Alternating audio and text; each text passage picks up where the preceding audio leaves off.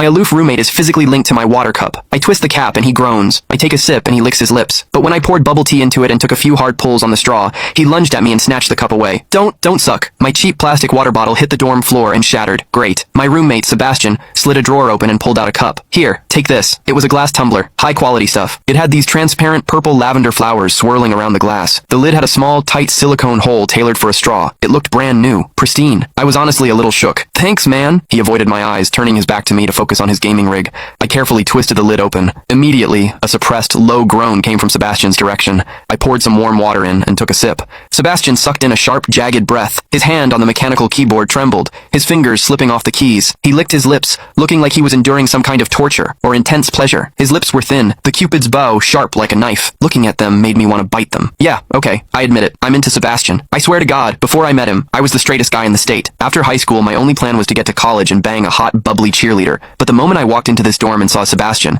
that plan went out the window. 4 years of college and he's the only one I want to mess around with. But I couldn't tell him. No way. I was terrified that if I spilled my guts, we wouldn't even be friends anymore. Because Sebastian is straight. Like, painfully straight. Only 2 weeks ago, he turned down a senior, a varsity swimmer, total stud, who asked him out. After that, Sebastian came back to the room and sat at his desk with a face like thunder for hours. The guy must be a raging homophobe. Maybe it was because the cup was a gift from my crush, but that warm water tasted sweeter than usual. It had a weirdly good aftertaste. I grabbed a straw from my desk and shoved it deep into the hole on the lid. The second I did, a strangled moan ripped out of Sebastian's throat. He bolted up and sprinted into the bathroom. Weird. We were just gaming. Why the hell did he suddenly need a shower? He didn't even grab a change of clothes or a towel. My hearing has always been too good for my own good. Through the thin bathroom door, I heard whimpery, muffled sounds. Soft, hot, suppressed. As a dude, I knew exactly what that sound was. He was jerking off. When I get horny, I usually wait until lights out and hide under the covers like a rat. But Sebastian, it's the middle of the damn day and he just goes for it? Talk about high testosterone. Sebastian is gorgeous. He's got that cold, don't touch me vibe, but his eyes are sharp, almost like a fox. He looks like a priest who's secretly a sinner, tempting as hell. I've heard people say his smile is killer,